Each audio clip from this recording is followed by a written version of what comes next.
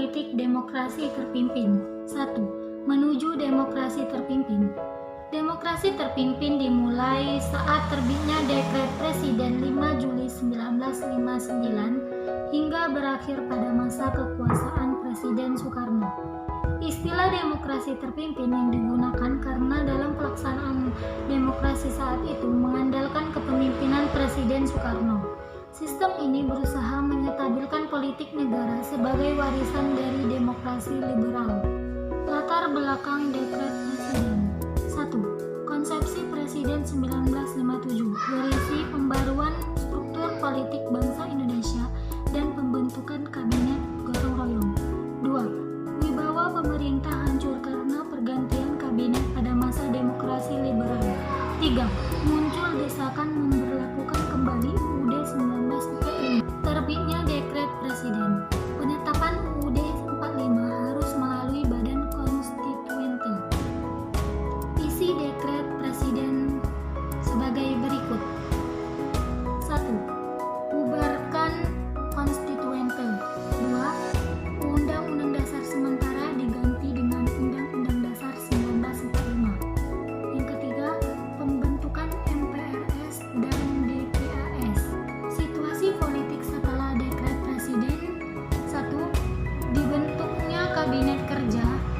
2. Dasar dikeluarkan dekret menurut pidato Presiden Soekarno adalah penemuan kembali revolusi kita. 3. Pidato Presiden Soekarno ditetapkan DPA sebagai GBHN atau garis-garis besar haluan negara. 4. Dibentuk Lembaga Front Nasional yang bertugas memperjuangkan cita-cita proklamasi dan Undang-Undang Dasar 1945. 2. Politik nasional demokrasi terpimpin pada sistem pemerintahan. Sistem pemerintahan yang berlaku pada sistem demokrasi ini adalah presidensial. Sistem demokrasi ini sesuai dengan Undang-Undang Dasar 1945 yang ditetapkan kembali menjadi Undang-Undang Dasar Negara Indonesia. Sesuai dengan Undang-Undang Dasar 1945, Presiden sebagai kepala negara dan kepala pemerintahan tidak bertanggung jawab kepada DPR. Kekuatan politik nasional. Presiden Soekarno menyampaikan haluan negara berupa monipol USDEK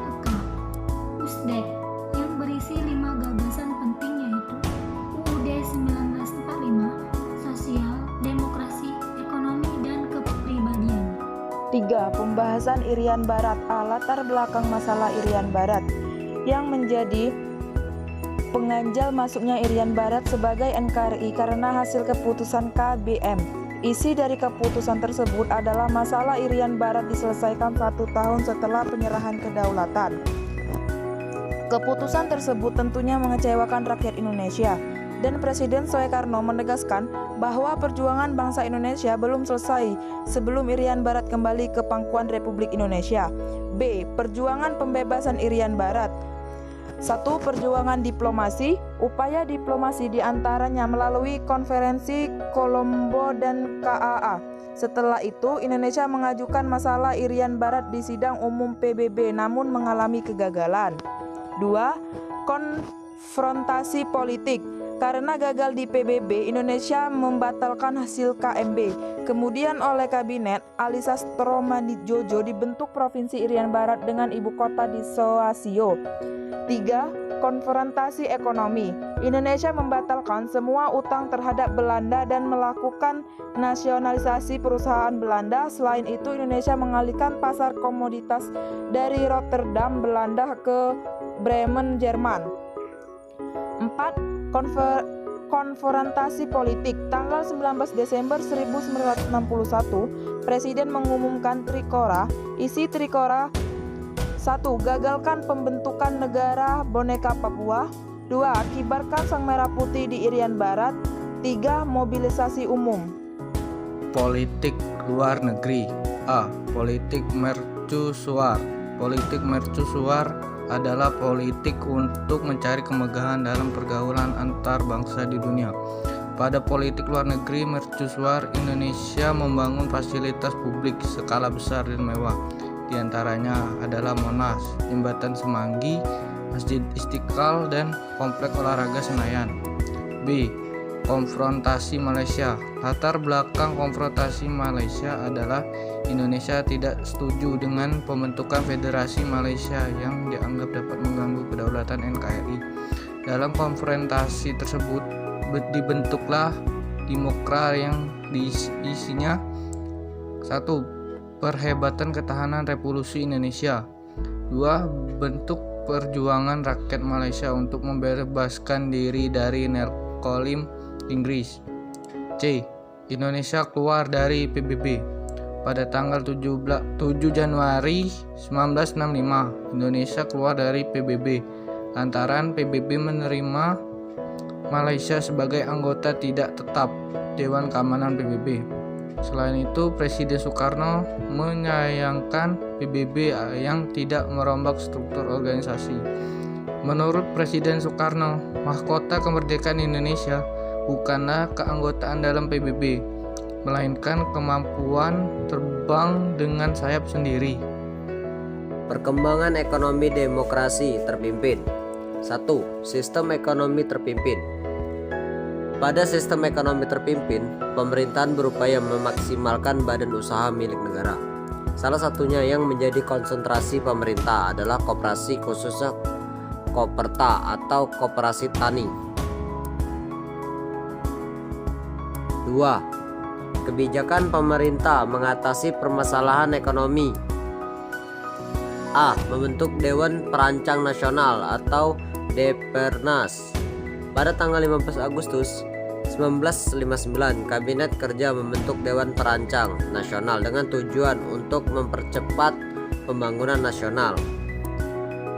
B.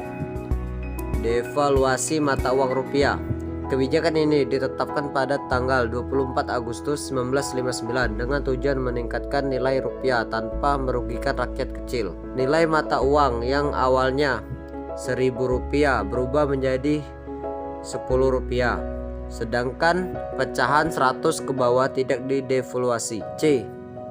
Menekan lanjut inflasi. Untuk membendung inflasi akibat kekacauan politik tahun 1959, pemerintah mengeluarkan Perpu nomor 2 tahun 1959. Tujuan kebijakan ini adalah untuk mengurangi banyaknya uang beredar serta memperbaiki keuangan dan perekonomian negara. D. Deklarasi ekonomi. Untuk melakukan perbaikan ekonomi, pemerintahan membentuk Panitia 13 yang kemudian menghasilkan sebuah konsep yang disebut Deklarasi Ekonomi atau DEKON. Tujuan dari DEKON yaitu untuk menciptakan ekonomi yang bersifat nasional, demokratis, dan bebas dari sisa-sisa imperialis serta mencapai tahap ekonomi sosialis Indonesia dengan cara terpimpin. E. Dana revolusi. Pada tahun 1964, Presiden Soekarno mengeluarkan instruksi Presiden dan keputusan Presiden yang berisi ketentuan-ketentuan mengenai pemimpin dan penggunaan dana revolusi. 1. Kehidupan masyarakat.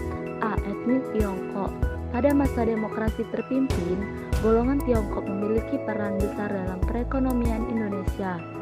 Bahkan, pemerintah menjalin hubungan baik dengan pemerintah Tiongkok. Namun, hubungan tersebut ditentang oleh Angkatan Darat.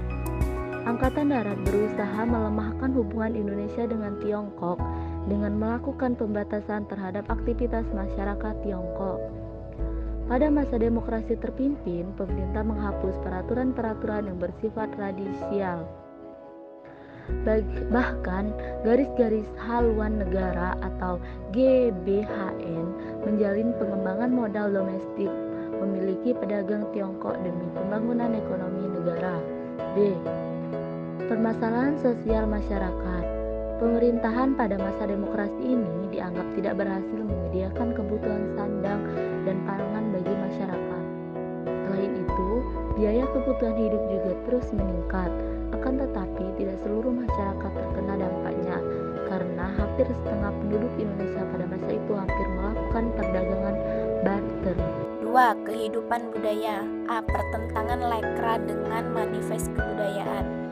Lembaga kebudayaan rakyat atau legal adalah organisasi yang bekerja di bidang kebudayaan, kesenian, dan ilmu pengetahuan.